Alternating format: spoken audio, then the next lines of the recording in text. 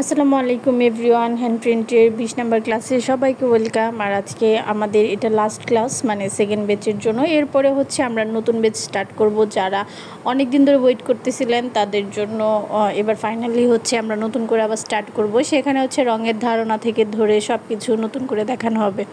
তো এটা আমার একটা অর্ডারের পাঞ্জাবি ছিল, একটা শিউলি ফুলের পাঞ্জাবি। এটার সাথে একটা শাড়িও ছিল। শাড়িটার টিউটোরিয়াল আমি সামনে দিব ইনশাআল্লাহ, একটু শর্ট করে, কারণ ফুল ভিডিও আমি নিতে পারিনি।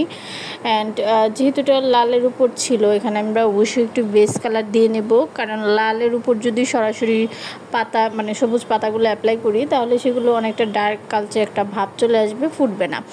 তো এইখানে আমি টুকিটাকি যতটুকু মার্ক করা উচিত পেন্সিল দিয়ে একটু মার্ক করে দিচ্ছি, যেন যেহেতু কাস্টমারের ডিজাইন বা হচ্ছে তার চাহিদা অনুযায়ী দিতে হবে, তো আমাকে অবশ্যই পাতার সাইজ প্লাস হচ্ছে সব কিছু লক্ষ্য রাখতে হবে। সেই জন্য একটু মার্ক করে নিচ্ছি। অ্যান্ড এখানে বেস কালার হিসাবে অলওয়েজ আমি হচ্ছে হোয়াইট কালারটা আগে দিয়ে নিই। অনেকেই আমাকে জিজ্ঞাসা করেন যে আপু এখানে কি দেন, আপনি হোয়াইট পেস্ট ইউজ করতে পারেন, তবে আমি সবসময় হচ্ছে যে হোয়াইট কালারটা রেডি কালারটা থাকে সেটাই দিই। আমার মনে হয় এটা দিলে এত বেশি কাপড়টা শক্ত হয় না। তার চেয়ে বড় কথা, আমরা যখনই বেস কালার দিয়ে কাজ করি তখনই নিচে একটা দুইটা কমেন্ট থাকে যে কালার বেস কালার দেওয়ার পর বা উপরে আরও ডাবল কালার দেওয়ার পর কালারগুলো শক্ত হয়ে যায় কিনা। কালারগুলো অনেক ক্ষেত্রেই শক্ত হয়ে যায়, আবার আপনি যদি একটু মেনটেন করে চলেন আই হোপ শক্ত হবে না। নর্মালি যখন আপনি অনেক ঘন কালার ইউজ করেন, যেমন দোকানে থাকা একটা কালার অনেক দিন থাকতেছে, তারপর আপনি বাসায় এনে অনেক দিন ফেলে রাখতেছেন, কালারটা কিন্তু অনেকটাই হচ্ছে গাঢ় হয়ে যাবে বা হচ্ছে কালারে একটা ড্রাইনেস চলে আসবে, ভারী একটা ভাব চলে আসবে। সেই কালারটা যদি আপনি ডিরেক্ট এভাবে অ্যাপ্লাই করেন তাহলে এখানে মোটা একটা স্তর পড়বে কালারের, এর উপর হচ্ছে আপনি আরেকটা নতুন কালার ইউজ করলেন, মানে হচ্ছে এখানে ডাবল লেয়ার পড়তেছে অ্যান্ড দুইটা লেয়ারই অনেক মোটা, সেক্ষেত্রে কাপড়টা অনেকটাই শক্ত হয়ে যাবে। তো এক্ষেত্রে হচ্ছে আপনারা কালারটা পাতলা করে নেবেন, বেস কালারটা বলেন বা উপরের কালারটা বলেন, দুইটা একটু পাতলা করে দেওয়ার ট্রাই করবেন। অ্যান্ড চেষ্টা করবেন ইনটেক কালারগুলো আনার জন্য, একদমই যেগুলো নতুন বা হচ্ছে একটু গন্ধ দেখবেন নর্মাল কিনা। অনেক সময় কালার অনেক দিন থাকলে নষ্ট হয় না, কিন্তু একটু গন্ধটা একটু চেঞ্জ হয়ে যায়, সেটা দেখেও বুঝতে পারবেন কালারটা কি পুরাতন নাকি একদমই নতুন। তো এই জিনিসগুলো লক্ষ্য রেখে হচ্ছে কালারটা কিনবেন। অ্যান্ড তাও যদি আপনাদের মনে হয় যে কালারটা তুলনামূলক একটু ভারী, আপনি ডাবল কালার দিবেন, তো সেই ক্ষেত্রে একটু এনকে দিয়ে কালারটা পাতলা করে অ্যাপ্লাই করবেন। আই হোপ ভারী ভাব বা হচ্ছে শক্ত ভাবটা আসবে না। তো আমিও হচ্ছে এখানে সেম কাজটা করতেছি, বাট আমার কালারটা অনেক বেশি পাতলা ছিল, সেই জন্য হচ্ছে আর এক্সট্রা করে এনকে দেওয়ার কোনো প্রয়োজন হয়নি। তবে উপরে যে সবুজ কালারটা দিব সেটার ক্ষেত্রে একটু এনকে আমি মিক্সড করেছিলাম, যদিও সেটাও যথেষ্ট পাতলা ছিল। এখানে হচ্ছে হলুদ আর সবুজটা আমি নিচ্ছি, যেহেতু আমি একটু শেড করব। তো এখানে কিছু পাতা আছে উপরের অংশে, কিছু পাতা হচ্ছে নিচের অংশে, এটা একটু মিক্সড করে বা বুঝে আমাকে শেডটা করতে হবে, যেহেতু এখানে বর্ডার হবে না। সবগুলো পাতা একসাথে কানেক্টেড করে দেওয়া যাবে না, একটার সাথে আরেকটা একটু বেশ কম করে করতে হবে। তো এটার শেডিংটা একদমই পার্সোনাল, আপনার উপর, আপনি যেভাবে শেড করতে চান সেভাবে করতে পারেন। অনেকেই হচ্ছে পাতার সামনের দিকটা একটু হলুদ টাইপের রাখে এবং ধীরে ধীরে সবুজ করে ব্যাকগ্রাউন্ডের কালার অনুযায়ী আর কি মিল রেখে। আবার অনেকেই একটা কাজ করে মিডিলে হচ্ছে হলুদ করে ফেলে, চারদিকে সবুজ করে। এটা টোটালি হচ্ছে আপনার উপর, আপনি বিভিন্ন ধরনের আর্ট দেখবেন প্লাস হচ্ছে বিভিন্ন ধরনের আর্টিস্টের কাজ দেখবেন, আপনার কাছে যে থিমটা ভালো লাগবে আপনি সেটাই করবেন। তবে যেহেতু আমরা কাস্টমারের অর্ডার অনুযায়ী কাজ করি, তো ওদের যে রেফারেন্স থাকে সেটার সাথে মিল রেখেই ম্যাক্সিমাম টাইম কাজ করতে হয়। কোনো ক্ষেত্রে যদি একটু বেশ কম হয়ে যায় সেটা অবশ্যই কাস্টমারকে জানিয়ে করা লাগে। তো আমার এখানে ছিল নিচের পাতাগুলো একটু ডার্ক ছিল, উপরেরগুলো একটু লাইট কালার ছিল, সেগুলো হচ্ছে মিক্সড করে আমি কাজটা করতেছি। অ্যান্ড এখানে হলুদের পরিমাণ কিন্তু আমি খুবই অল্প দিতেছি, কারণ হচ্ছে আমার সবুজটা যেহেতু অলরেডি অনেক পাতলা, এখানে অল্প একটু হলুদ দিলেই একদম কালারটা লাইট হয়ে আসতেছে, সেই জন্য হালকা হালকা হলুদ দিতেছি। তো এটা হচ্ছে বুঝে দিতে হবে, আপনি যত কাজ করবেন আস্তে আস্তে কাজের টেকনিক ততই ভালো বুঝতে পারবেন। অ্যান্ড আমরা হচ্ছে নেক্সট বেচ নিয়ে কিছু কথা বলি। নেক্সট বেচটা মেনলি হচ্ছে এই বেচটা শেষ করতে চাচ্ছি, কারণ এখানে আমি কোনো প্রকার হোমওয়ার্ক তেমন প্রেশার দেইনি, কেউ হোমওয়ার্কও দেয়নি।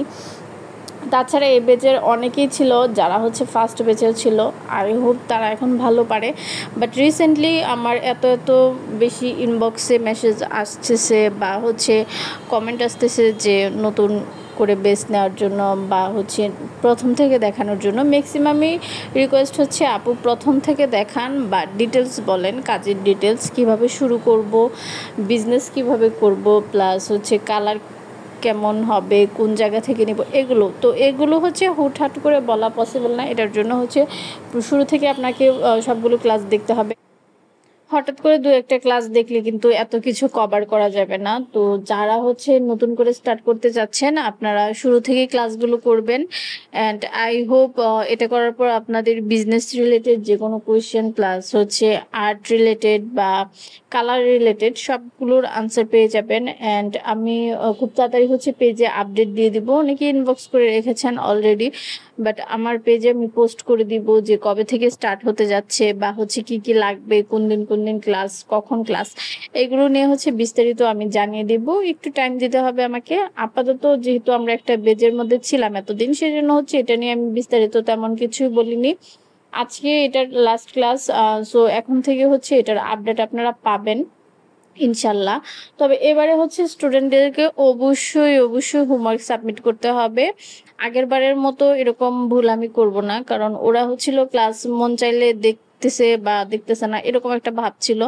এবার হচ্ছে অনেক বেশি সিরিয়াস থাকতে হবে। যারা সিরিয়াসলি কাজটা শিখতে চান বা হচ্ছে কিছু করতে চান তারাই দয়া করে হচ্ছে অ্যাটেন্ড করবেন, আদারওয়াইজ অ্যাটেন্ড করার প্রয়োজন নেই। বিশেষ করে মেসেঞ্জার গ্রুপে তো প্রয়োজন নেই।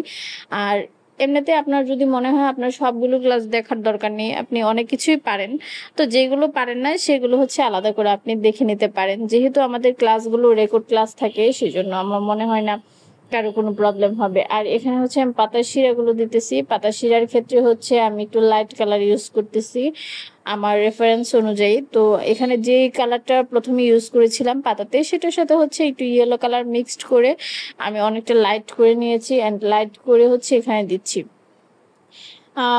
যে পাতাগুলো একটু লাইট কালার সেগুলোতে আবার একটু ডার্ক করে দিচ্ছি, কারণ আমি লাইট দেওয়ার পর দেখতেছিলাম যে লাইট কালারটা ভাসতেছে না, কারণ পাতাটাও একটু হলুদ হলুদ ভাব। সেখানে হচ্ছে সরাসরি আমি গ্রিন কালারটা দিয়ে অ্যাপ্লাই করেছি। আর যেখানে হচ্ছে গ্রিনটা অনেক ডার্ক ছিল সেখানে হচ্ছে আমি একটু লাইট করে দিয়েছি। ডালের ক্ষেত্রেও সেম, আমি একটু মিক্সড করে করে দিয়েছি। এক জায়গায় হচ্ছে একটু লাইট দিয়েছি, এক জায়গায় হচ্ছে একটু ডার্ক দিয়েছি। তো এই ক্ষেত্রে চিকন তুলি ইউজ করতে হবে, মাস্ট বি, এটা আমি সবসময় বলি। জিরো সাইজ তুলিগুলো ইউজ করবেন। জিরো, 00 আছে, 000 আছে, শুধু জিরো আছে, এগুলো হচ্ছে ইউজ করবেন। তুলির মাপ অনুযায়ী কিন্তু কাজের ধরন অনেকটাই চেঞ্জ হয়ে যায়, অনেকে জিনিসটা বুঝতে পারে। জিজ্ঞাসা করে যে এত চিকন কাজ কিভাবে হয়। নর্মালি আপনি চিকন তুলি নিলে কাজটা অটোই চিকন হবে। তো এখানে হচ্ছে আমি শিউলি ফুল আঁকতেছি, অ্যান্ড শিউলি ফুল আঁকার ক্ষেত্রে কালারটা আমি একদমই পাতলা করিনি। আমি কিছু কালার আমার কালেকশনে রাখি, হোয়াইট কালারটা বিশেষ করে, যেটা একটু ঘন থাকে। এই ধরনের কাজ করার ক্ষেত্রে কিন্তু ঘন কালারটা আপনার প্রয়োজন হবে, কারণ একটা শিউলি ফুল আপনি যখন এঁকে ফেলবেন সেটা যদি হালকা হয়ে যায়, এখানে আবার সেকেন্ড টাইম বেস কালার দেওয়াটা বা হচ্ছে সেকেন্ড উপরে আরেকটা লেয়ার দেওয়াটা কিন্তু খুবই টাফ, বা তখন হচ্ছে শেপ সুন্দর থাকে না বা ঠিক থাকে না। সেই জন্য আমি একটু ভারী কালারটা ইউজ করতেছি। আর শিউলি ফুলটা কিভাবে আঁকতেছি এটা দেখেন, এটা খুবই ইজি। আপনি হচ্ছে প্রথমে একটা টান দিবেন একটু বাঁকা করে, এর সাথে সাথে হচ্ছে আরেকটা টান দিবেন। সেই টানটা হচ্ছে একটু আলাদা করে রেখে দেন হচ্ছে একসাথে দুইটা মিক্সড করে দিবেন, মানে একটা পাপড়িতে পরিণত করবেন। এভাবে হচ্ছে 5টা পাপড়ি করবেন। এটা খুব ইজি, আই হোপ সবাই এটা পারবেন। আর এখানে আমি চেষ্টা করতেছি যে অংশটাতে হচ্ছে পাঞ্জাবির পাতাগুলো নেই বা হচ্ছে একটু ফাঁকা, সেই অংশগুলো কভার করে দেওয়ার জন্য। আর শিউলি ফুলের পাতা কিন্তু শিউলি ফুলের তুলনায় অনেকটাই বড় হয়। এগুলো হচ্ছে মেজারমেন্টটা একটু মাথায় রাখলে জিনিসগুলো আরেকটু রিয়েলিস্টিক হয়।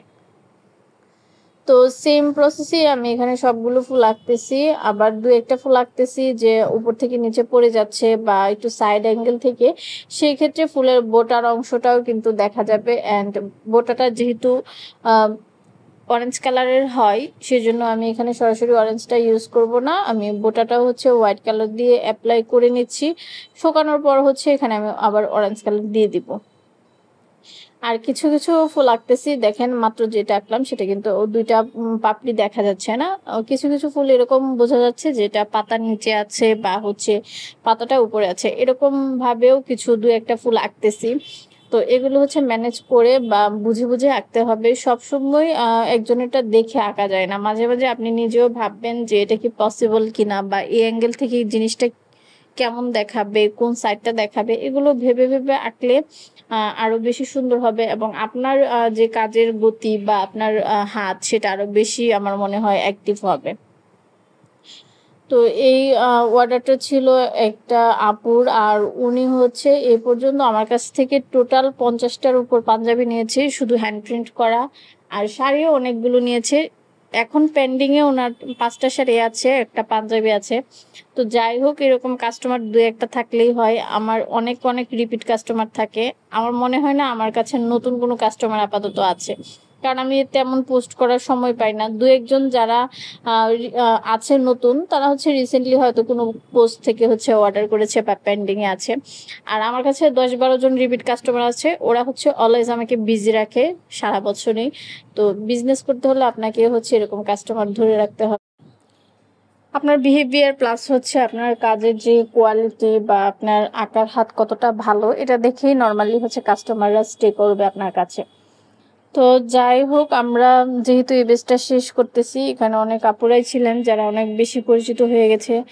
আহ তারা সামনে থাকবে কিনা আমি জানি না, তবে এই বেচটাকে আমি মিসও করবো অবশ্যই। যেহেতু মেসেঞ্জার গ্রুপে আগে টুকটাক কথা হতো, এখন আর তাও হবে না। তো অনেকে একটা জিনিস জানতে চান যে এখানে যারা আগে ক্লাস করেছে বা আগে মেসেঞ্জার গ্রুপে ছিল, তারা কি সামনে থাকতে পারবে কিনা। অবশ্যই থাকতে পারবে। আপনার যদি মনে হয় আপনার এখনো শেখার অনেক কিছু বাকি বা সামনেও ক্লাস দেখতে চান, নতুন কিছু শিখতে চান, তাহলে অবশ্যই আপনি থাকবেন। এটার জন্য আমার আলাদা কোনো ধরনের রেস্ট্রিকশন নেই। আপনারা কমেন্ট করে জানাবেন বা হচ্ছে আমি যখন পোস্ট করব তখন জানাবেন যে আপনি থাকতে চান কিনা, আমি অ্যাড করে দিব। এটা সম্পূর্ণ ফ্রি, যে কেউ করতে পারবে। এটার জন্য কোনো আলাদা ধরনের শর্ত বা হচ্ছে রেস্ট্রিকশন এ টাইপের কিছু নেই। যাদের মনে হবে যে ক্লাস করার প্রয়োজন তারা করবেন, যাদের মনে হবে যে না আমি পারি, আমার করার প্রয়োজন নেই, তারা করবেন না। এখানে আলাদা করে বলার কিছুই নেই। বারবার আমরা বলতেছি যে এটা ফ্রি কোর্স, সবার জন্যই উন্মুক্ত। তো লাস্ট ফিনিশিংটা ছিল এখানে আমি ফুলের মিডল অংশতে বা হচ্ছে বোটার মধ্যে যে অংশটার মধ্যে কমলা থাকে সেটা দিয়ে ফিনিশিং করতেছি। অ্যান্ড আই হোপ সবার অনেক অনেক ভালো লেগেছে। আর আমি অবশ্যই আপডেট জানাবো। সে পর্যন্ত সবাই ভালো থাকবেন। আল্লাহ হাফিজ।